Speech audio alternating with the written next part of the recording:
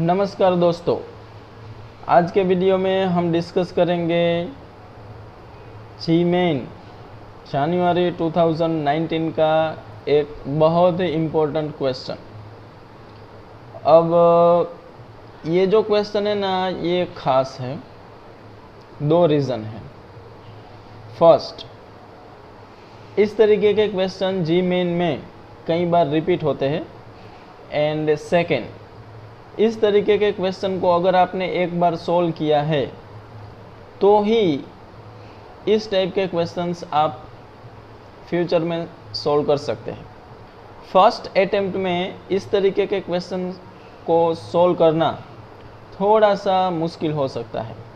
ठीक है, तो अभी आपके सामने जो क्वेश्चन है इसको एक बार आप पहले सॉल्व करने की ट्राई करिए, उसके बाद सॉल्यूशन को देखिए। तो चलिए अभी हम स्टार्ट करते हैं कि जब भी इस तरीके का क्वेश्चन आए जिसमें आपको न्यूमरेटर में कुछ अलग अलग पावर वाले टर्म दिखाई दे, डिनोमिनेटर में भी कुछ ऐसे टर्म्स दिखाई दे जिसके बीच में कोई इंटरकनेक्शन ना हो, और यहाँ पे आपको कुछ पावर दिखाई दे, फिर ये नेचुरल नंबर भी हो सकता है और फ्रैक्शनल नंबर भी हो सकता है, तब आपको क्या करना है। बहुत ही सिंपल है क्वेश्चन, अगर आपको पता हो कि इसमें करना क्या है। तो सबसे पहले आप डिनोमिनेटर में जो टर्म देख रहे हैं ना, उसमें से x⁻7 आप कॉमन निकालिए। जो डिनोमिनेटर में टर्म होता है उसमें से हाईएस्ट पावर आपको कॉमन निकालना होता है इस तरीके के क्वेश्चन में।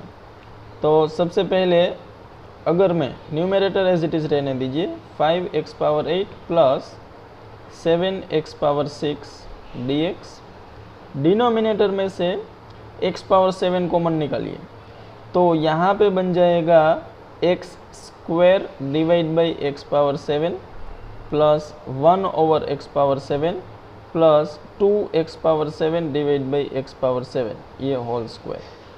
ठीक है, अब कॉमन निकाला है x⁻7, लेकिन बाहर आएगा x⁻14। कैसे? सिंपल, क्योंकि स्क्वायर है। इसके बाद क्या करना है, इसके बाद x⁻14 से न्यूमरेटर में सबको डिवाइड कर दीजिए। Then this will be 5x power -6 plus 7x power -8, और डिनोमिनेटर में भी थोड़ा सिंप्लीफाई कर दीजिए। Then this will be x power -5 plus x power -7, और ये तो 2 हो जाएगा। सबसे इम्पोर्टेंट स्टेप था ये।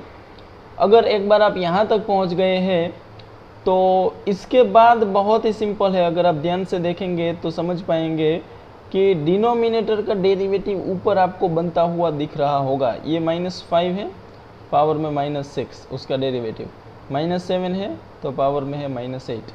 अब डिफरेंस थोड़ा सा है कि x⁻5 का डेरिवेटिव -5 इंटू x⁻6 होना चाहिए, और इसका -7 इंटू x⁻8 होना चाहिए, और इसका तो 0 होगा।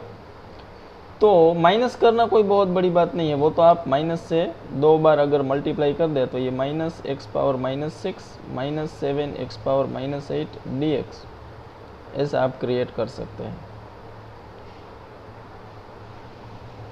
ठीक है, अब डिनोमिनेटर में एक फंक्शन है और न्यूमरेटर में उसका डेरिवेटिव है, तो क्या यहाँ पे f' डिवाइड बाई f(x) ये वाली फॉर्मूला बनेगी? बिल्कुल नहीं।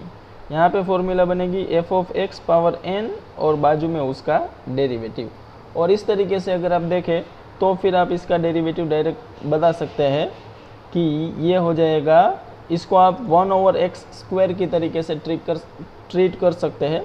तो ये होगा -1/x इसका इंटीग्रेशन, और वो होता है 1/x⁻5 plus x⁻7 plus 2 and plus c। ये आपका आंसर है। लेकिन अगर क्वेश्चन में आपने थोड़ा सा गौर किया है तो ये आपको दिया था f(x), तो अभी आपको जो आंसर मिला है वो भी होगा f(x), लेकिन हमें चाहिए f(1). तो f(1) के लिए पहले ये जो कांस्टेंट टर्म है उसको निकालना बहुत ज़रूरी है।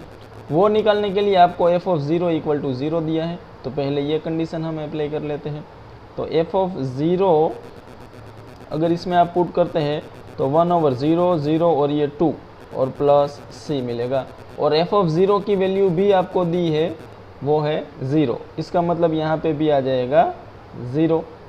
तो फिर आपको यहाँ से मिलेगा c इक्वल टू -1/2। वापस c की वैल्यू रख देंगे तो आपको f ऑफ x मिलेगा 1/(x⁻⁻5 प्लस x⁻⁻7 प्लस 2, और c के प्लेस पे आ चुका है -1/2।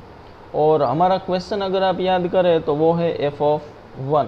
तो f ऑफ 1 अगर आपको फाइंड करना है तो इसमें x के प्लेस पे 1 पुट कर दीजिए, तो 1 + 1 + 2 4 -1/2। 1/4 -1/2 होता है 1/4, और यही आपका आंसर है।